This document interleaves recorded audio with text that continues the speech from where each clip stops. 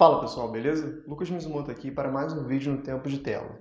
Hoje eu vou falar um pouco sobre a segunda temporada de Titãs, série aí do universo DC que aqui no Brasil passa na Netflix. Bora lá?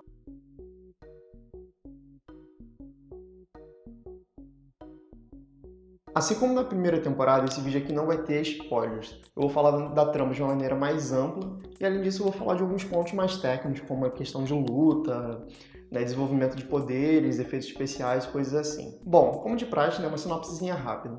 Apesar dos eventos da última temporada culminarem na vinda do pai da Ravenna e tal, que a gente teve todo aquele cliffhanger para a segunda temporada, o grande foco aqui, na verdade, é no Exterminador, o Slade, o Deathstroke, assim, do jeito que você quiser chamar, tá de boa.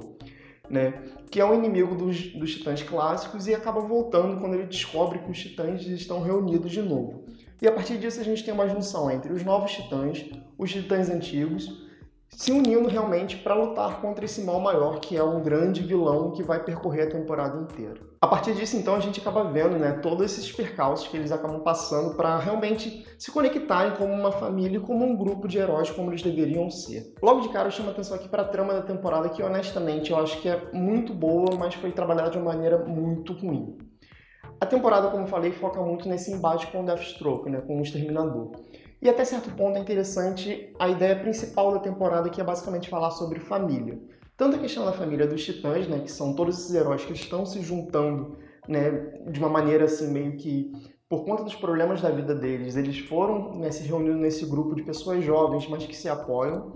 E ao mesmo tempo a família do Deathstroke, que acaba sendo uma família totalmente desregulada por causa desse vilão, que é um cara que, assim, ele é um psicopata, então não tem muito o que falar, assim, nesse sentido. Ele acaba realmente destroçando a família dele e, ao mesmo tempo, destroçando a família dos Titãs. Então, acaba sendo realmente um espelhamento narrativo muito grande entre os heróis e o vilão.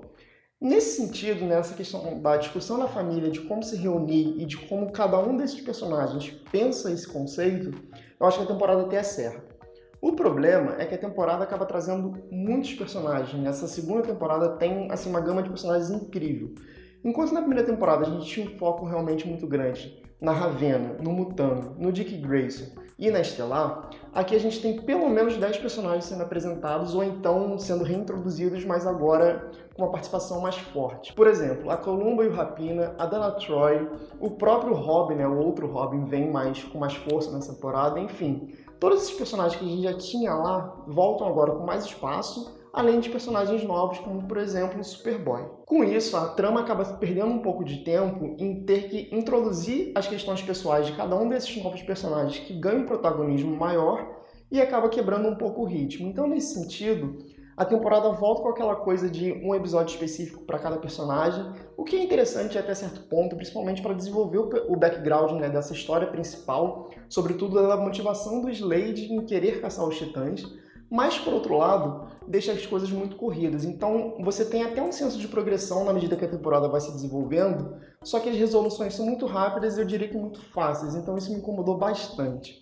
Então a gente tem realmente assim, uma gama de personagens muito grande que tem certo carisma em tela, tem atuações boas envolvidas aqui, só que acabam desfocando do grande ponto principal e acaba ficando coisas muito, muito corridas ou então, de certa maneira, desnecessárias, porque a gente tem certas tramas que são apresentadas aqui que claramente só vão ser exploradas de verdade na terceira temporada, e aí fica esse questionamento. Se só vai ser jogado na terceira temporada, por que você apresentou agora e não deixa realmente como cliffhanger para a próxima temporada?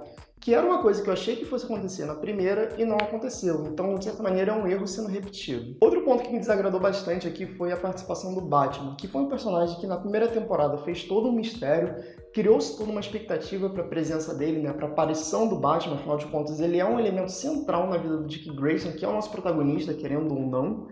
E, no entanto, quando ele aparece, é uma coisa tão anticlimática que, honestamente, eu fiquei me perguntando se realmente precisava da presença dele, sabe? Foi uma coisa muito mais fanservice, até mal utilizado, do que, de fato, um elemento narrativo muito forte. Tanto que tem um momento específico da temporada que ele aparece para conversar com alguns personagens que estão ali no momento bem crítico da temporada, que depois a gente fica até com uma pulga atrás de orelha se de fato foi ele.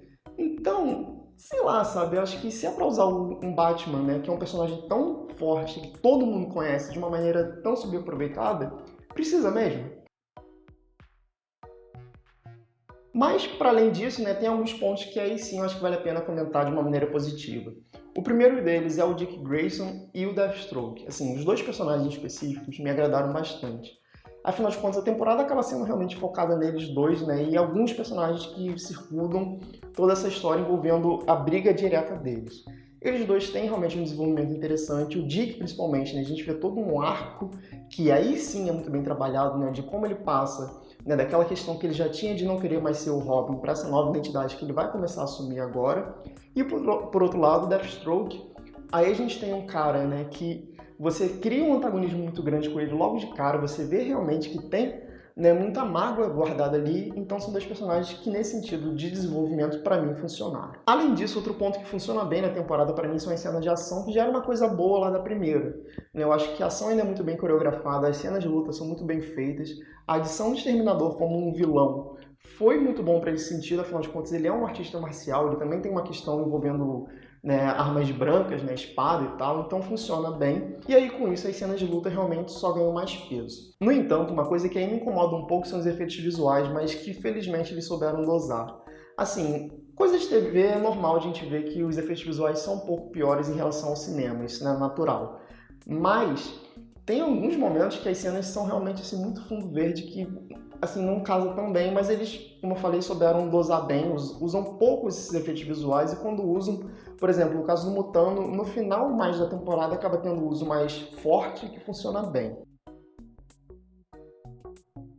Outra coisa que também me agradou, né, apesar de, como eu falei, ter cortado um pouco da trama principal, foi uma certa referência muito grande aos quadrinhos, sabe? É um grande deleite em certos pontos. Você vê que tem certas coisas aqui que são extraídas diretamente, né, dos quadrinhos. Apesar de terem mudanças de quem influencia em determinados momentos, por exemplo, o caso do Robin aqui, que a gente tem o Jason Todd, um momento muito específico que quem lê os quadrinhos fez logo a ligação do que era aquilo ali.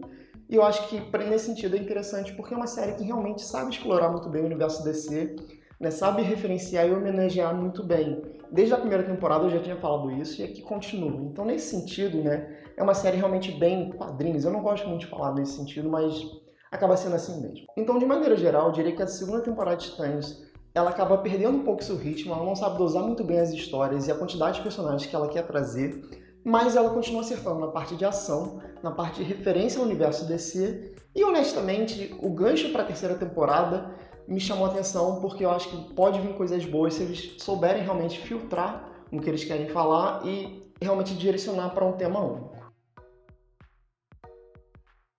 E você? Já viu a segunda temporada de Titãs? Coloque nos comentários o que você achou da temporada e sobre esse vídeo também. Não esquece de dar um like se você gostou. Se não gostou, pode dar dislike, não tem problema nenhum. Não esquece também de se inscrever no canal, de ativar as notificações, né? Essas coisas todas aí, porque tá saindo bastante vídeo aqui, não só sobre séries, mas também sobre filmes. É isso, galera. Um abraço e até a próxima.